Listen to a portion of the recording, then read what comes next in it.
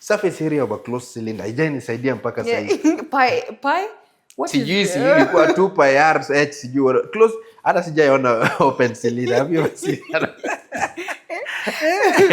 flat rounded and circular rounded cylinders? Can you imagine? Bunsen burner inasaidia lawyer wapi? Mimi sasa. So I think we need to be real, we need to be practical, and then embrace things that are really going to help our young people. Go wash. OJIJO Group is part of the Kenya National Chamber of Commerce. Yes. Why was it important for the business? The advantage it can say, it gives you an opportunity, and it also gives you an access to a wider market, and connects you with so many like-minded, partners and clientele. These are things probably you cannot do on your own.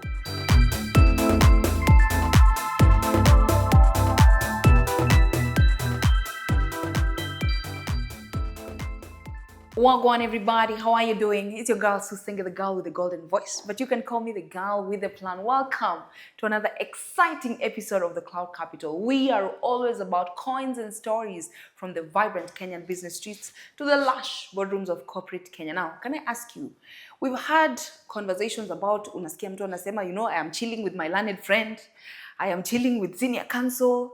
You guys, I have mama, I made it. So today on set, I am chilling with one of Kenya's greatest, and we recognize you as our learned friend. The one and only, the MD CEO of OJIJO Group, Mr. KEPHER OJIJO. Wapi kelele. Welcome on set. Asante sana. Am I the one who's supposed to be welcoming you on this set, or you're supposed to be welcoming me? Welcome home. Kwa sababu it's giving geni anakuja, anapika ugali, anaosha vyombo, alafu anakuambia karibu sasa. Imagine, karibu sasa wazi. Karibu sasa. How are you? I'm awesome. You really have a golden voice. Ooh, period. Clock that. Thank you so much. Maybe unajua nimeanza na kusema learned friend nini, but give us a proper intro, including the learned friend. Inside. Yes, yeah. Yeah, my name is KEPHER OJIJO. I work here at OJIJO Group. I'm actually the legal director. OJIJO Group is a holding company of two companies. OJIJO Synergy Advocates, which is our legal wing for advocates. And then we have the OJIJO and Partners Consulting, which is our wing for consultancy. So we do consultancy on HR consultancy, management consultancy. We do training and development capacity, all tailor-made according to client's expectation. We also do tax audit and compliance. So that is what the consultancy wing does. Yeah, so I found myself amid those. No, you've mentioned a lot of things. In fact, when I was looking at the company profile, I was just like, wow, this is giving multi-billionaire or $1 million. And true to it, when you look at even the office, the setup is so beautiful. But you mentioned very critical things. I think we're just going straight into the deep end. Yes. You've mentioned about you guys maybe just to sum up in layman's language, wale wenye waelewe jamani tunasema you're dealing with people, you're dealing with money, you're dealing with matters, laws, litigation. You've mentioned about taxation and all these things. What came first? Now the law firm came first. So when the law firm came first, we started law firm way back in 2016. We realized that by the time clients get to you, that are point of desperation, a lot have happened before. Then we realized, what strategy can we have in place to preempt and prevent early enough before they get to us? So then we started the consulting wing with the main focus of training and advising clients and putting structures for them to preempt and then prevent so many other issues that then trickles up to litigation. Most of them arose from the employment, labor relations matters.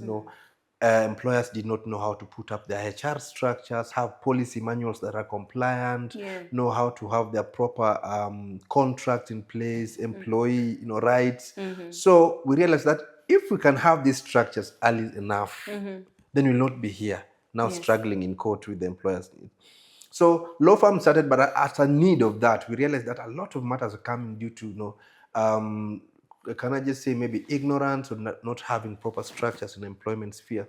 So we brought that, now the consulting wing, to start training these people, put up HR structures for them, ensure they have proper manuals, they're compliant with the law. Yeah. So with the time, we also realized that even in that employment sphere, even the people themselves from management also had struggling to understand how employment laws or how HR structures are supposed to work. So we brought in also now management consultancy. We realized that these people are also struggling to stay afloat with issues of money and whatever. We brought for them now tax and audit to see how we can help them do that. Sensitive on that one. Yes. So that is how we've been evolving the consulting way, so that we now have a whole structure on HR consultancy, management consultancy, training and development, and then as well as tax and audit. So that is how it was born as a need from the law firm side. Yeah. Yeah, we realized that we should not just be representing you in court. Yeah. We should be helping you avoid some of these, petty issues that are rising. Yeah. We should not be going to court to handle this thing. But some people would say, if you have the consultancy going on and you're empowering these people, you're training them to avoid some of these things, then what will the lawyers do? Lawyers have a lot of things because to do. people are now cautious. They know all these things. They're just like, now the lawyers are selling groundnuts. That is the difference probably with the OJIJO synergy. That is our difference. I think that is the niche, what makes us a bit unique from other lawyers. We're not just money-centered, so that we just want to represent people and charge them and get money. No, we are problem-focused and centered.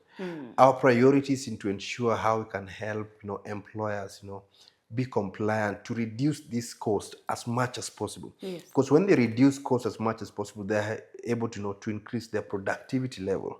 And that by nature means there will be a lot of circulation, money circulation in the society, and everybody will be happy. We do not want to just have a money-centered opinion where we just want you to come at your worst, then we represent you. It is proper. We just ensure you have proper structures from the beginning. Yes. Along the way, so that we see you grow. We are happy when you grow. You see, Yes. we will see how we can get money elsewhere in your growth as now your clients as you go along.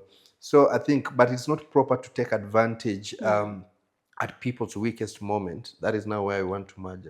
I think the legal profession also calls us to be a little bit noble in terms of handling clients. Like, we should be clear. We owe that duty, fiduciary duty, to ensure that we educate clients of their needs and what they need to do differently to make them stay afloat. Yeah. So that is what we focus on. Yeah, there's something you said, and I just want, first of all, before we get into even the handling people and handling money and then matters taxation, which is quite sensitive in Kenya right now, is the Kenyan business, or the Kenyan business mold thriving, surviving, or we're just vibing and moving with the flow? Are we people making money in the Kenyan business street? Businesses are surviving now. They're really struggling. You see, what developed countries do, which is a secret that we are still way behind.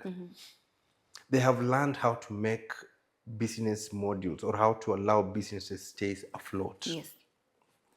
They have learned how to give incentives, to reduce taxes, to make tax waivers and so many things. Once you do this, you attract investors to bring in all their their skills, money in the place, so that business now start thriving. Once business thrives, there will be a lot of money circulation. So many people will be empowered, so that then, even if you're going to levy a minimum tax, but you have a broad base, you have extreme numbers you're taxing, you see. But you cannot then levy high taxation and then you're only taxing 2% or 3%, because those are the only people with money. But you can, if you are supposed to levy a tax, let's say you're taxing 18%, and this 18% you're only going to tax 3% of the population. And if you were to reduce that to tax only 5%, and you're taxing 97% of the population, you see the difference? Yes. You see, that is the problem we are having here. So as soon as we realize that equation, I think we'll be will be moving well. That is the secret Singapore land. That's the secret Malaysia land. So way back. And that is why they've moved so much ahead steps of us. You see, it is not just, extreme, some scientific, or extreme measure they did put in place. Just simple common sense. They knew we want to grow our economy. What do? We have to ensure businesses have the leverage to thrive so well. We must ensure that taxation is reduced. We allow investors to come. You don't need a visa to go to Singapore. You see, you can just move there and start your business and the government will help you, see. But their taxation is proper and they have structured system. And then you can see the money or the funds are also spent well. See, here we tax, you tax us and then again you disappear with our money. You don't see where it goes. Yeah. Yeah. It's something you've said about being taxed and then they disappear with our money. When I was looking at, you're very, very outspoken about the things the government is doing. You said one statement that you said, I was just like, that man needs to be protected, because you said we deserve better. We've not seen better. You've spoken about accountability and all these things. Yes. You're not afraid of sanctions and being boycotted, especially we've seen this has been happening in Kenya. So they say OJIJO group, that people don't give them business like that, because these guys are attacking government. They're speaking things that are sensitive to us. It's like you're almost mobilizing people. That is what I was born to do. And also in my profession, that's what I'm required to do. When I'm being admitted at the role of advocate, I take an oath to protect the constitution and to ensure that we safeguard the rule of law. Yes. That is my primary duty as a human being, what I'm required to do. And that is why I face them head on, whether you're the president or whatever. I've done petitions against, my recent petition was to sanction the deputy president and the interior CS. And to have them removed from the role of advocate, because they were misbehaving, they were violating rights of citizens, they were allowing killings of innocent Kenyans on the street, and no accountability. So these are things we have to speak about. You see, it doesn't matter the level of threat, it doesn't matter the level of abduction. Those are things that do not, stress us anymore. We've lived with them. We know how they operate. You see, even if they were to kill me, other OJIJOs will just emerge and will still continue with the same information and campaign. The idea is we must just have a leadership that does the right thing. Accountability is a must. You see, those offices are held on behalf of Kenyan citizens. You see, that's not your house. You see, we have a law that provides how you're supposed to conduct yourself as a public officer. And that is what we are demanding to do. I mean, is that too much to ask? We have laws that require you to behave in a certain way. You cannot just come now, you're drunk with power and you think now you can do things your own way. No, that is not your house. This is a country governed by law. You are holding those positions on behalf of Kenyan citizens. And we may have you out anytime at will if you're not doing what we expect you to do. Yeah. OJIJO Group is a company, or rather, let me put it this way, is a business that works with other businesses. Yes. You are dealing with people all the time. Exactly. What has been maybe something that you've seen from these other businesses that have been able to even partner or come on board, or they've invited you for trainings and such things, in a place where you've seen this is such a big loophole in the business community, having seen it's maybe a challenge that has been constant in a handful of other businesses you've worked with? I think what I've realized with the number of businesses is they sometimes overlook the obvious. There's a problem of people not paying attention, not paying keen to things that might affect them. A simple things like, for instance, when I've been handling a number of clients, I think close right now we've handled almost over 550 clientele companies, or with the issues to do with the labor compliance, matter to do with the being sued in court for not following the Employment Act or labor requirements. They normally overlook simple things. And those simple things end up costing them so much, so much. And that is why we took it as an initiative to have this training to the HR, to the management, and to employees themselves, so that they get to know what they're required within the law to uphold or how to operate.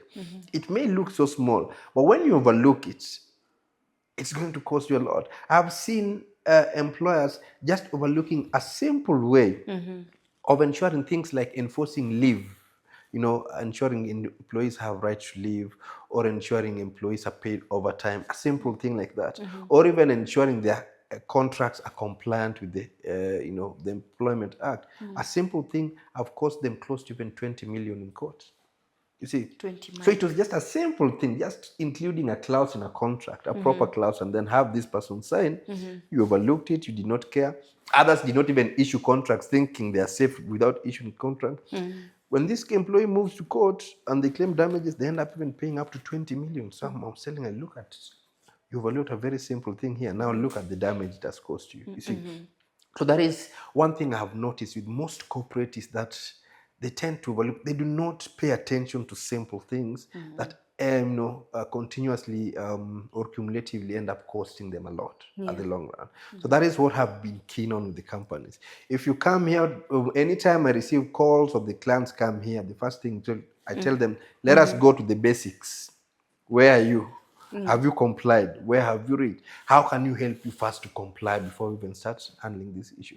So that is one thing I've seen becoming constantly, almost in all clients. Yeah. Now, I want you to speak to me about risk in business. And I want you to specifically speak about OJIJO Group. Because I believe someone said you can't make money if you're afraid of taking risks. Yeah. So what is maybe one of the top of mind, that comes top of mind, maybe the one that you said, this one hapa nayo, if one thing goes left, hiyo imeturamba hiyo imeenda. Tushachoma mara Yapo mingi. tumechoma.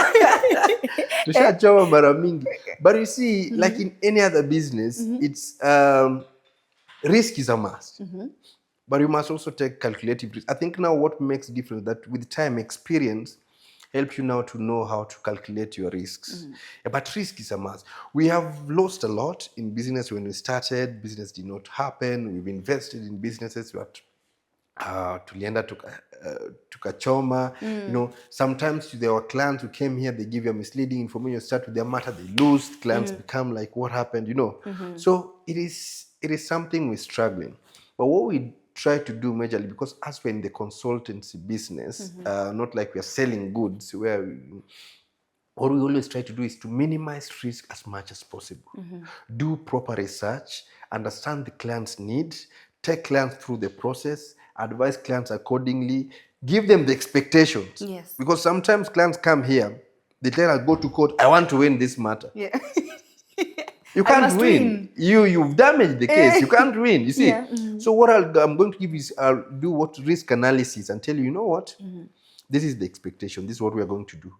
You are required to do this. You're likely supposed to do this, but we're going to see how we can reduce it to this. But we can't guarantee a win because it's not proper. You are not going to get it. Yeah. So what are we going to do? Let's call this person outside. We negotiate. We shall have reduced that amount to almost half. Or even no. So we give them ways in which now we can minimize the risk in the process. So risk is a must. Everybody loses, but with time and experience, you learn now how to calculate your risk as you move. Yeah. Do you have Gen Zs here? Yeah.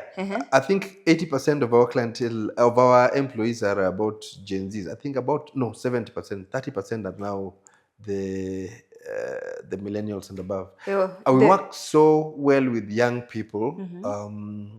Fresh from school, wanatusumbua from the beginning. They learn also. They are very creative. Hebu tuambie hapo kwa kusumbua. Watu wanasema anataka amke 9:30 akuje kazi 12 alafu amalize aende nyumbani 3. What has been your experience? These people can finish you. But anyway, with time you get to learn them. You see, the world is changing, and the most important thing right now that people should be focused with is the delivery. If you have a deliverable met, I think you should not have the strict system we used to have. You have to clock in at this time. Lazima mkae hapo naangalia mbona unatembea, mbona, those things should end. I think what you need to do with these people, or what has really worked for me working with Gen Z, is to sit down and agree on deliverables. Then you do also what we call the reward approach, where the people who meet their targets are rewarded in their face, and they see and they get reward. There are people who love competition in a way, you see. So that is one thing. If they see this one person is moving and is getting reward, they'll start also pulling. If they're committed to something, they'll do it. Yeah, but moods pia zikichange ni hivyo. Ni You see? hivyo, eh. So you need to understand them, and you need to talk to them in a way that allows them to give you feedback how they feel. You are not supposed to suppress their feelings. You know what because I've learned them before. We are a bit strict. I saw like they're not giving their best. But when you allow them to be expressive and fully just stating their feelings or giving their ideas and supporting their ideas, and let's see how it works, whatever. You give them the morale, and they always want to ensure what they are saying or what they are proposing can really work. So they'll go overboard. Yeah. I think it's just understanding, not having a strict culture. But if you give them opportunity, they always deliver. I see. And they're very fast. And they're very creative. You know, when I'm thinking or struggling with something, already someone has come with a solution. And I'm like, oh, that was genius, you know? Yes. So they have their, their... What has been some of the challenges? The challenges is that, number one, they don't understand the company culture. That is it. You see? I'm here in a suit. I want them to come on official, but someone will be like, hey, he will be here, in sneakers and whatever. And wide leg pants and big oversized big t-shirts. Oversized t-shirts. But yours ni luku. And I'm a bigger luku. Luku ni constant. So, yes, so you see now, we also have a policy in dress code, but you see also that in our Kenya. So you must also find a way in which you accept what they want, and also without bending your rules so much somewhere else. Sometimes they're just funny people. One told me, like, you know what, it's my birthday tomorrow, so I will not be around up to next week. What is that? I'm traveling to Diani. Yes, it's my birthday, I'll be traveling. So she's informing me. So she's not requesting, she's informing me. Yeah, I'm traveling, it's my birthday. Now what do you do? I look at her, I'll be like, okay, fine. You just go and finish it with the HR. Now that one, I don't know what to do. But that is how they are. They know you and make you happy in equal measure. So it's life. It makes you understand that the world has changed. Things have changed. And these are people who we are here to stay. They are here to stay. We are here to stay with them, and we must just learn how to make them fit in. So it's a very interesting culture that they make me happy by the So that said, to my boss, next week is my birthday, and I will not be available. So I'm like, okay. Still speaking about the young people and embracing. Now we are in almost like a digital era. There's a lot of digital transformation, generative AI. There's a company called Mzawadi. They came up with something called Wakili AI. And nowadays we have ChatGPT graduates. Someone, you're given an assignment, just goes on ChatGPT, says, give me this, and then copies, pastes. And although you could tell this is AI, but we can not also assume that there's the evolution of tech and matters digital is upon us right now. So maybe as the OGs, OJIJO, OG must be respected. With the OGs. As the OGs, As the OGs, how have you been able to adapt and move with tech and even matters digital? And do you think such things like, for example, Wakili AI will make you make you guys, maybe especially in the litigation side and matters law, maybe can that take you out of business? Is that a threat? We are tech oriented. Tech cannot take us out of business. It will just improve the quality of what we're doing, but it cannot take us out. And that is why I keep telling lawyers and even other colleagues in the consulting world that we must embrace tech. Here, that is probably one of our main focus. We must embrace tech. We already now have our platform, we have our system, we have we've developed a system for our consulting unit, which we are even giving clients now to help them how to cope through. So you don't need, if there's an issue, just create a ticket, we create for you immediately, you check on the link, you know what to do, you upload it, it makes life easy. The purpose of tech is to ease in, to make things, make us do things with ease. They cannot replace us from the market because ideally you will still need our mind to interpret. These things cannot interpret the law.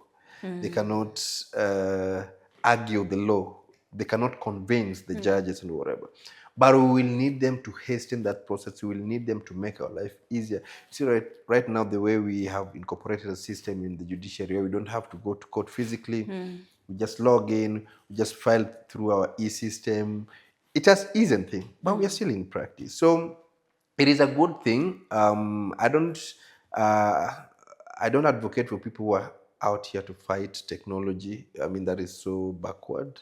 The world is moving. We can't remain behind. True. We can't remain behind. Now, where will we we will not survive? The world is moving, and it's just survival for the fittest. So the sooner we embrace it, the better. I was in Singapore just the other day, and you see, Singapore now has a policy that kids from grade 2 are exposed to, they have an AI training every day, at least 3 hours per day, from grade 3 all through. It's a compulsory, it's a mandatory requirement. Yes. Now, how will our kids here in Kenya compete with that? That will be very hard to compete with them, you see. So that is the culture we also need to have. Even our education system, surely. There's some things that did not work for us. We should not allow them to continue being there. Surface area of a closed cylinder. Haijanisaidia mpaka sahizi. Pi? What Sijui is sijui ilikuwa 2 pi r h sijui close, hata sijaiona open cylinder. Have you ever seen that? flat rounded and circular rounded cylinders. Can you imagine? Bunsen burner inasaidia lawyer wapi? Mimi sasa.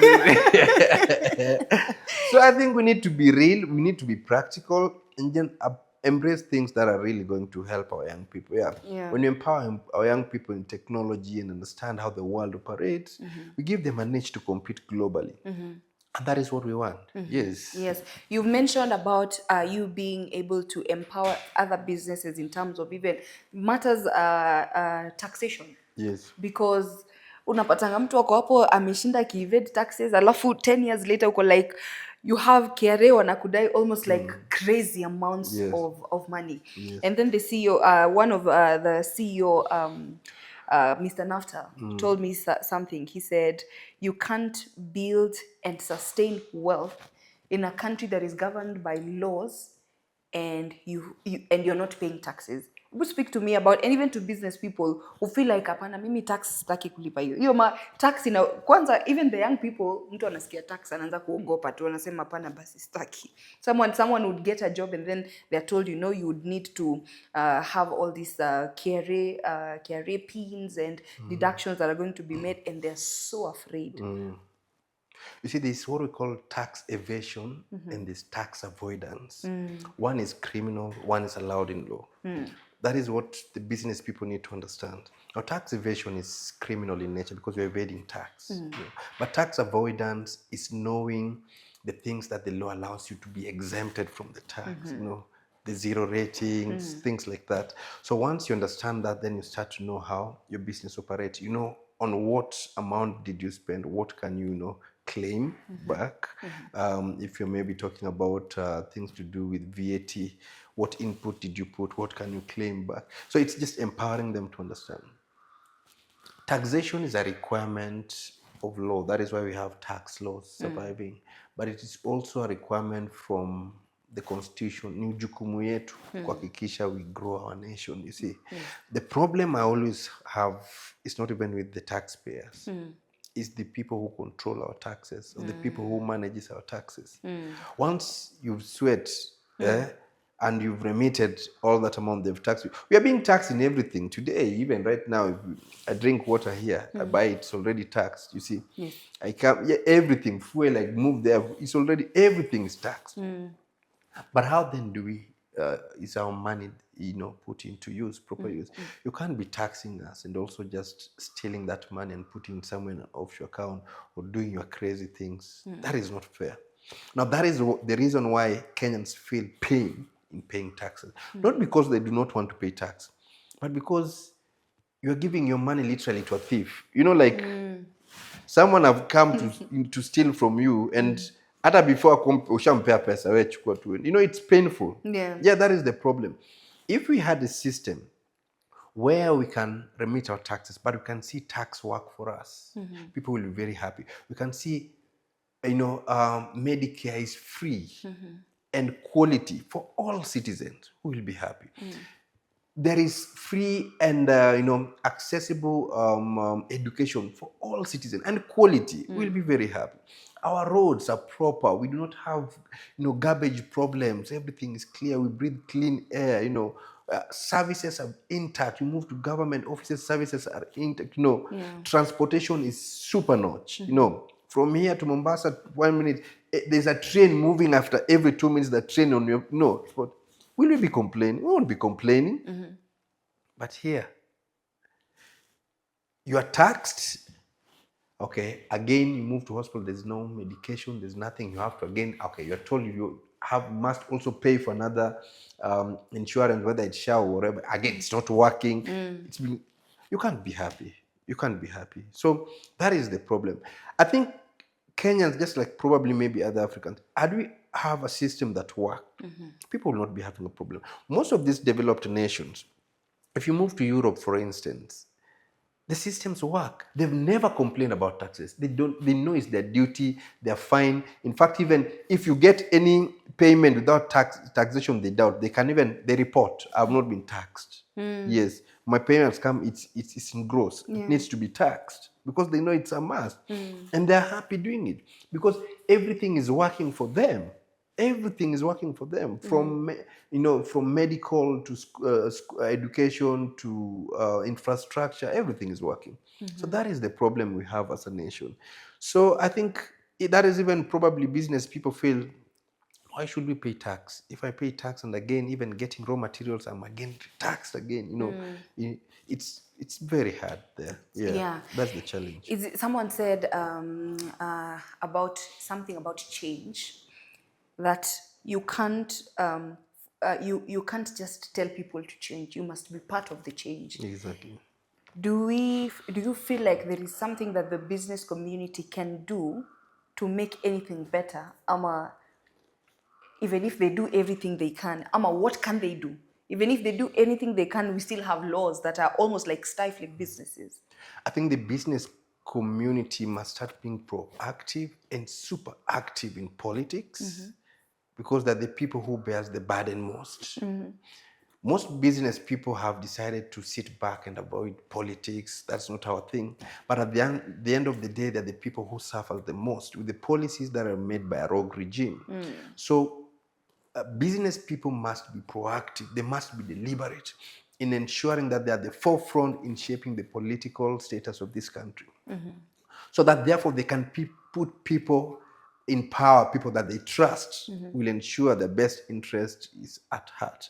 People will ensure that there are policies that ensure that the business thrive, that business grow to their expectation. Otherwise, we will be back at the same problem. If they continue avoiding politics, it is the center of everything. We'll be back at the same. That said, somewhere in the streets of the internet, ati tukiingia aces za internet, wanasema kwamba Mr. KEPHER OJIJO, at some point you were deep into politics. Is that something you want to pursue? I am right now. Let me just say, I'm just concerned with having proper leadership in place.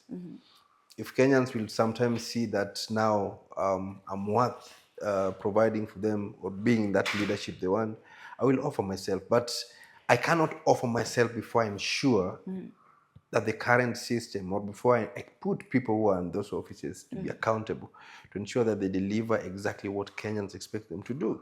Yes, if I do not have that will to fight for that which is good for people, then I will not have the will to lead them. Yes. So I must first ensure that the people who right now have the opportunity to lead are doing exactly what we require them to do within the law. So that when my time comes, I will also lead the talk. What I've been fighting for is what I'll be replicating. Yeah. So we will get there. We shall circle back. We shall circle back to that conversation. But I want to, as we wrap up, we are almost ending the show. I want you to speak about something someone posted on platform X, which is Twitter. You know, the way people go and put these long threads. They say, KRA wants to do this, this, and this. But it's not about KRA. They said, when you see people in these lush places with beautiful offices, I can attest this is a beautiful office. They come up with strategies to say, they come up with a business. That business is not making money. That business is almost like a blinder. So that uko behind the scenes, wanafanya mambo ingine. Go wash. I wish I can know where it is. Ningeenda very fast. Ningeenda very fast. Ulienda very fast. Ningeenda very fast. You see, our growth is measurable and it can be seen. We started in 2016 when I was fresh. I'd just been admitted from at the bar. I started with just one desk in a small office at Uchumi House in town. I just had one desk. Actually, a space I was, it was a sublet space by one of my friends where I could only fit one desk and a chair. I could not even see client. So I'll see a client at the reception and I'll be. I worked there for almost 2 years. I progressed somewhere better with some space. Again, 2 years. Then I moved from there now to a proper office after, gathering kidogo.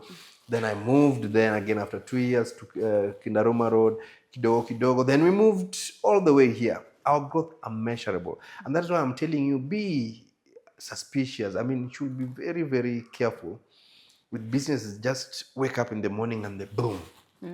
They have like, how did it work? Setting up 1 million branches. How can it happen? Surely. We must measure your growth because every business requires sustainability. You see, we need to have a story to tell.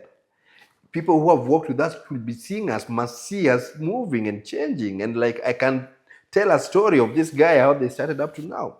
That is our pride. Our story is our pride. Our history is our pride. It is what keeps us going. Because we look back 10 years ago and we say, if we were here, where can we be again in the next 10 years? You see, we keep measuring every day with our past. Every day with our past. What we did yesterday, when we come here today, we must improve it at least by 2%. When we come here tomorrow, we must improve something. That is our philosophy here. You see, we must always make an improvement every day. And all of our employees know it. That you cannot be stuck. Here you don't get stuck. You must continue moving. We progress, and we must brainstorm on ideas and see how we grow. So we have a story to tell. I believe in a value, in a culture of hard work. I believe in a culture of integrity. That is my number one goal ever since. Integrity. Because without integrity, you are nothing. You just lose it. You can lose everything, but you cannot manage to lose integrity. You see, that is the problem we even have with the leadership of this country right now. You see, the question of integrity. You see, if you can't trust me with these small things here, how then will you trust me to lead this nation? The whole nation. You can. So it is proper to have integrity, and it's proper to have a vision. You must have a vision. You see, you must have a vision, and you must also have a vision that your people, your team also, subscribe to. They understand this vision and they see it as our vision, not your vision. When you make your people to understand that this thing you're doing, we are doing it together as a team. Most our people here, but all of them are the people who will champion or lead so many things. Rarely will you see me in the, at the front line. They're the people who organize training, they're the people who meet clients, they're the people who plan right now. They've planned a training in Diani for 3 days for CEOs of companies and stakeholders. I was not even aware of it. I'm just informed. You see, so they've understood the system. They know how to move with things. And that really makes me happy. And it makes me feel like I just love what we're doing. Because everybody feels to be part of it. How long did it take you to make your first million? Mine was luck, and I won't say luck per se. It was also being strategic. Or you see, life rewards the bold. If you look at my history from 2016 all through up to around 2020, I was the lawyer who was doing the odd cases that nobody wanted to do. That is the time when I took serious criminal matters that almost all advocates were shying away from. I represented people like Mugo Wairimu, the guy who was nobody wanted to see used, was accused of raping women in hospital. I don't know if you remember the story of Mugo Wairimu, yeah. Yes. The doctor, those are the matters I was handling. I was handling matters of, the murder of Jackie Nani, this case of the Maribes and the Kasaine, the murder of that. This business mogul. Yes, that lady. Yeah. Had been a lot of crazy matters that people did not want to associate themselves with, you see. But I decided to be bold enough to take on these matters head on. I may have been so unpopular with the public then, but life rewards the bold. How old were you? I was, but then I was, let me see, I was in 20, or I think I was around 25 there, 26. Oh, Yeah. I was 25, about, 26. I was about 25 years old. Oh, Yeah, then. sawa, nitawaka hard. I Naelekea huko. was about 25 years old. Yeah. So I knew, because I knew there was no one willing to hold my hands. And I felt like I'm on my own here. And that is you said you didn't find someone to hold your hand, and I Yes. really wanted you to speak about what is the role of networking and also mentorship in your success story, even as you continue. Maybe you might not be in a place where you are saying it's success, but to someone this is already success. Yeah. So what has been the role of mentorship?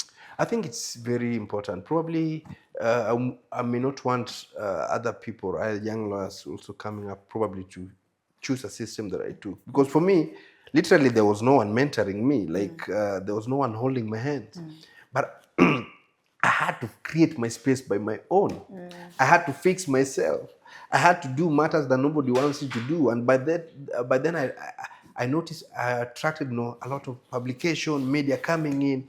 I had to go, fix myself in the presidential petitions, election, the first nullification of the presidential 2017. We're the people who did it. We're the people who worked on paperwork. Yeah. By then, I found myself now being pushed on TV stations to do debates, interviews. I was still very young on behalf of ODM and stuff, And there was no role model. I fumbled my way, and that is how I made myself, like a self-made. But I think it's very important to, if I had somebody to direct me, probably I would have not gone all that round. Yes. I would have known exactly how to, to channel my path, how to move, and where to go. The role of a mentorship is to help you navigate life with ease, with understanding, because they already know what will not work, you see. And that is what they try to eliminate from your life, so that you focus on what can probably work for you. Yeah. So I think it's really proper that we have mentors in life, and more so for men, young people. I see women have a lot of these chamas, they have a lot of empowerment groups, they have a lot of mentorship forums for women empowerment. Men are a bit neglected, young boys, and that is why I've literally started a mentorship forum for young boys. I've started a mentorship forum for young boys, both at the county level, Homa Bay, and even here in Nairobi, where we're doing a mentorship for young lawyers, young students, which we do every month. Yeah. I meet them, I take them through the process, I give them my story, and I tell them what's necessarily not going to work. And we also see, look for opportunities through my clients where we can fix them to do something in between as they also grow, whether it's internship, it's part-time work, it's employment, because I feel they'll get lost along the way. Life is moving fast and we tend to forget them. Yeah. Life is moving fast and we tend to forget the young men. But is there something as business mentorship? And would you say the consultancy side of OJIJO is actually a mentor, because you're dealing with all these things to make sure that the growing businesses, the SMEs, are better positioned in a way, because part of the mission is to make sure that they are better positioned for long-term success, right? Exactly. There is business mentorship, and that is why we normally have this even business breakfast with the with the advanced companies, with startups companies coming in to learn the ropes, what happens. It puts, no one knows it all, and sometimes I like being in a room with people where I feel so empty. It humbles me. It makes me look like, this one. The other day I was having a meeting with the CEO of the Stanbic Africa region, Oigara. And we were having a conversation, and I felt like, man, why do I feel so empty? Why do I feel so empty? Because it's challenging me at every level. And I feel like, oh my goodness, I have a long way to go, you see. But those are the people you need to inspire you. Those are the stories you need to push you. If you do not surround yourself with people that have done something better than you, then the chances are you will not move from where you are. You see? So as the saying goes, that show me your friends. If you hang around with three successful friends, then the You're the chances are fourth you're the one. fourth. Yeah. So I think it's important, it's proper, and more so right now that we're living in a world that is so hard. It's too much competition. Things are moving fast. You need to understand, the short, or not really the short. You need to understand how to navigate, and you can only understand how to navigate if you learn from people who have gone through the whole journey. Yeah. So it is important to have it both in business, both at just growth level, social levels. You see, yeah, we also need to even raise boys that understand their role as men as they grow up, because that is also now a big challenge. Yes. Leadership, and leadership requires you to be a leader everywhere, whether it's from your house, from the people, even in a simple relationship to the people you're leading. You are the center. You need to know how to make decisions. You need to know how to lead people. You need to know how to persuade people, how to persuade your partner, how to persuade the people you're with. You must learn those skills. And so I think it's really important they also start getting to know it as they grow. Now, OJIJO Group is part of the Kenya National Chamber of Commerce. Yes. Why was it important for the business to be part of such a body? And what are some of the things, the benefits you've gotten there that... The advantage it can say, it gives you an opportunity, and it also gives you an access to a wider market, and connects you with so many like-minded, partners and clientele. These are things probably you cannot do on your own, and that is the advantage of being a member of such a body, because of the opportunities and the access it gives you, which is a good platform. Everybody wants to grow, and I think that is why we have such platforms, which then allows you to network, allows you to move, allows you to be vibrant, allows you to get clientele within the space. So that is why we got into KNCCI, so that we can also expand to the world. The world can see what we're doing. We can also help other people probably who needs us and may not be in a position to get us. They can only get us through KNCCI. So those are the advantages of being a member of such organizations. Such an organization. Now, finally, this is quick fire. Okay. Well, it's quick fire, might not quick fire, but if you had a chance to be involved in one illegal business with no consequences, what would that be? With absolutely no one is going to arrest you. No. Illegal, completely illegal. Yes. I think the purpose would be just to make more money. Make more money. Give us the business. Which one? To rob a bank.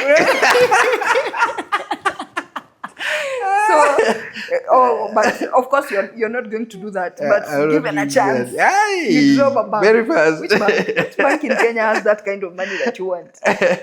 Any bank that has a proper float. The first tier banks, I will get there very fast. All right. Thank you very much for welcoming us on right here, the OGs. Yeah, and maybe as we just wrap up, this is now your time to shine, to just look into the camera and tell us now maybe the summation of why people should trust you. Why should people trust you? Businesses are trusting you. When they are trusting you in terms of even consultants, it means they're trusting you with their money. They're trusting you with their people to go and train. So why should they trust you? I think for us, brand trusts us because our work speaks for us itself. We have clients, none of our clients has ever dropped out. And that tells you the level of trust and the seriousness in which we handle our work. We don't do half-baked work. We will not handle a matter if you're not going to give it our best. We leave and rather just leave it, you see. Yeah. So our dedication, our level of commitment, and the level of integrity, I think those are the things that set us apart. Yeah.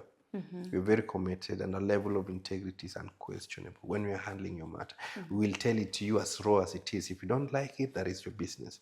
But it's our duty to advise our client by telling them the truth and how to mitigate that effect. So that is what we do. Our history speaks for itself, where we have come from. Most of our clientele are through referrals, you see. So they know, they call them, you want this, you just go to OJIJO, go to OJIJO, go to OJIJO. And the people who have been referred again refer other people, refer other people. So it simply means we're in the right track. We may not be where we want to be, but we are in the right track. And there are values we don't compromise. One of them is integrity. We will never compromise it. So those are the things that extremely set us apart. What's the craziest amount of money you've touched like this? I was like, whoa, You want to expose this me. is You want to 99. expose No, me it's to not this. exposing. It's the craziest. It might not be yours. It's just you've seen the money. What's the craziest amount? But you see, we handle clients' money Yeah. all the time as lawyers that comes in. So we handle a lot of money, a lot of money.